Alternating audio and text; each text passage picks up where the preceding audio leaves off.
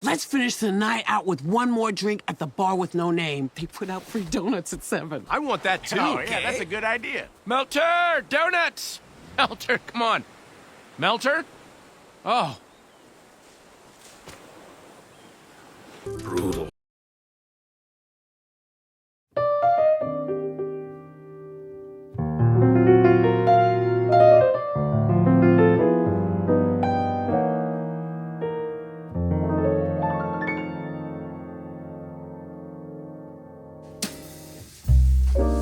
So Marvel decided to break away from its normal shtick of superhero shows, which honestly is a breath of fresh air, by having a series that focuses more on the villain this time around. Their new series M.O.D.O.K manages to be different from all the other shows that uses the basic stop the villain plots we've gotten lately. It even has its own animation and design philosophies that gives it more of a means to stand out, but it does take things to a new level by having it be about the home life of M.O.D.O.K. You know, the literal flying abomination that looks like if the nigga had to go number 2 he'd be covered in toilet water, who also plagues the Avengers and mostly Iron Man on occasion.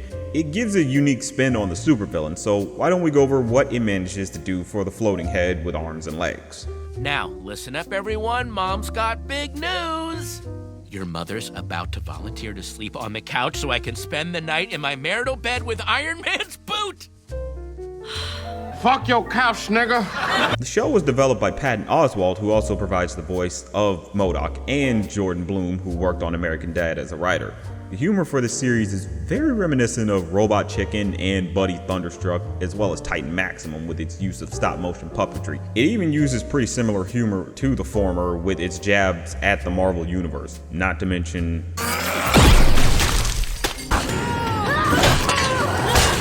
One of your dumbasses spilled acid all over my boyfriend! its cynical and very violent take on everything. Yeah, you can expect a bunch of deplorable violence and crude sex jokes in this. It's definitely a step away from other Marvel shows we've seen. I put it somewhat akin to the DC Harley Quinn series, but a bit more domesticated. But I'm always down for that type of stuff. I'd even say it's a little closer to Titan Maximum if anything, because it is more of a serialized type of series with a lot of major humor and just crudeness to it. This show revolves around the domesticated life of M.O.D.O.K, who has an incredibly menacing acronym. Mental organism designed for killing. For killing. But that means nothing now since he's basically a family man just struggling to be a supervillain. He's very self-centered with his want to take over the world. He has the typical supervillain demeanor of being a terrible person, but the more interesting way this series goes about it is he has a family he has to take care of, but he completely neglects them with how he's just so focused on himself and his conquest. It surprisingly becomes compelling when M.O.D.O.K's wife Jody asks for a divorce, which gets him to actually think about what he truly wants in life. Even having some things towards the end of the series that puts him in a position of choosing the world or his family. Granted, he tries to have both, but that's what makes it kind of interesting for him. You do actually get more from him than just being the big bad guy who doesn't like anyone. He has a deeper sense of want that he's meant to figure out for himself. It goes beyond what you would expect out of these Marvel shows that just have that typical superheroes fight the bad guys trope. Hell, it even goes beyond what you'd expect out of a Robot Chicken based series. It really manages to push itself to a different level than you'd expect. M.O.D.O.K manages to get you on board with what he's going through, whether through some of his personal drama or just being an absolute buffoon. Seriously, his incompetence gets in his way the most, even being the reason he loses his company AIM to a millennial business shark named Austin. He tries to tackle things in a supervillain sort of way that manages to backfire on him since it takes a bit of a realistic approach to some of the horrible things he does. Like there's nothing but consequences to M.O.D.O.K's actions, and he doesn't understand how he's supposed to deal with them, like how he handles his divorce. I'm gonna use the time machine to fix my marriage by taking my wife to a Third Eye Blind concert from 17 years ago. Then she'll remember how things used to be between us. The time before I felt comfortable enough to fart in our marital bed, and at her father's deathbed, and at his wake, and during the entirety of her tearful eulogy. The family of M.O.D.O.K definitely puts things into perspective. His ex-wife, Jody, basically can be kind of the typical wife that is clearly tired of the crazy antics of her husband, but the funny thing about it is, she's just as not caring of others as he is. Like when M.O.D.O.K kills someone, she doesn't even blink an eye at it. Or just not being considerate of others, that's also a big thing of hers.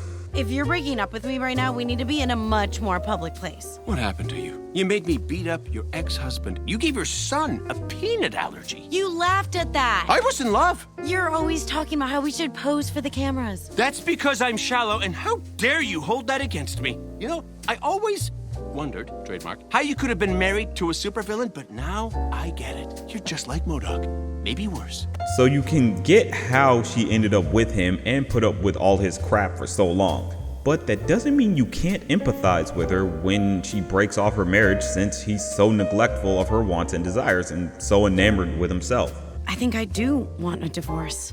From you. M.O.D.O.K can fix this. I'll pay more attention to you. I'll eat less stuff off the ground. I'll call out your name during sex instead of mine. I'll change. Yeah, you can't blame her at all, since he literally took over her body to make her kill someone. Thankfully he failed, but it's still not right.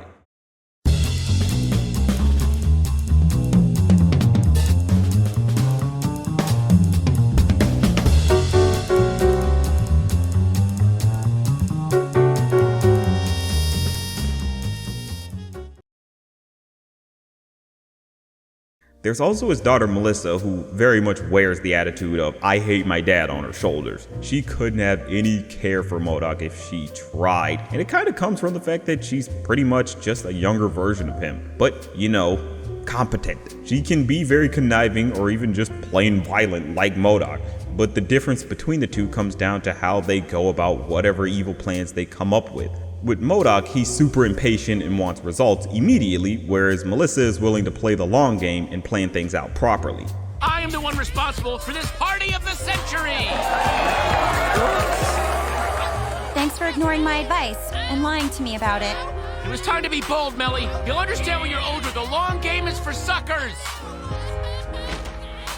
This actually works to showcase that M.O.D.O.K has a lot to fix beyond just making up to Jody, because he definitely needs to fix his relationship with his kids as well. There's also M.O.D.O.K's son, Lou, who kind of falls into being a young douchebag. I'm gonna pull rabbits out of yarmulkes, yarmulkes out of rabbits, and for my final trick, I resurrect my foreskin from the dead. Dork alert! This kind of comes ahead when you find out M.O.D.O.K has a bit of a strained relationship with him, since Lou is pretty much just a total dweeb, but also coping with the fact that his family is being broken up. M.O.D.O.K clearly wants the best for him, but just sucks at conveying that to him. I worry about you. I worry about you being too much like me. I thought you wanted me to be more like you. What? No! People hate me! I've been mocked all my life for being different. Way to be more like, I don't know, Tony Stark. Your greatest foe. People like him. I want people to like you. Oh. Each family member gets M.O.D.O.K to see that he clearly wasn't treating them right and gets him to reflect on his mistreatment of them. But it also works two ways. The family starts to realize maybe they also need to change a bit for the better. Well, at least in a supervillain family sort of sense, since, you know, they're still villains or supposed to be villains at the end of the day, which just puts a nice spin on the domesticated superheroes trope, honestly. That wit! Oh, just like your father. You are my father? You cloned a male version of yourself to inseminate you? Hey, baby girl, can you do daddy a favor? Grab that axe over there and kill me! Ignore that, deadbeat. The series puts a different spin on just about anything Marvel related. You do get some deep cut callbacks to a lot of Marvel mythos, even if they're just for a fun little joke. But it does actually manage to go beyond just simple joke telling and incorporating all these different elements and characters who actually help flesh out the world. You get people like Monica, who has this burning hatred for M.O.D.O.K since he upended her when she killed an unknown Avenger. It was hilarious by the fact that they never reveal who that Avenger was. It's just pretty funny. What a twist! But anyway, she basically just has this vendetta against him that she can't let go of, which you can't blame her. There's also Austin, who took aim from M.O.D.O.K, who's just some hipster avocado toast eating, namaste saying without knowing what it means douche nozzle, but he is ultimately a puppet for the entity called Hexus, the living corporation. Jesus Christ, capitalism as a living entity, that is a nightmare and a half. Anyway, it wants to take over the world, but this doesn't really go anywhere. It kind of gets wrapped up anticlimactically since M.O.D.O.K foils its plans without ever figuring out what it was trying to do, so you shouldn't get too attached to that plot thread. Overall, there's a lot of characters that add a nice touch to this version of the Marvel Universe, especially with how cynical it comes across. Nice work, Scientist Supremer. Today's Stark, tomorrow the world. Now, overall, this is a pretty funny and even hilarious take on a not often used supervillain. It gives a deep perspective to M.O.D.O.K as a character while still playing into his villainy. It goes beyond just being a crude comedy you would expect to be by actually having the characters reflect on themselves and wanting to grow. The comedy itself is pretty fun and dark, which you would expect with it being about a villain. You will have that feeling of this is Robot Chicken with the humor. I very much recommend giving it a watch on Hulu for yourself, but I do think it's best to watch it in short spurts rather than binging it. It will weigh on you a bit if you marathon it all the way through. Even though it's 10 episodes, you will just get better mileage out of it if you do so. But either way, I do still say check it out. But you know, that's just a thought.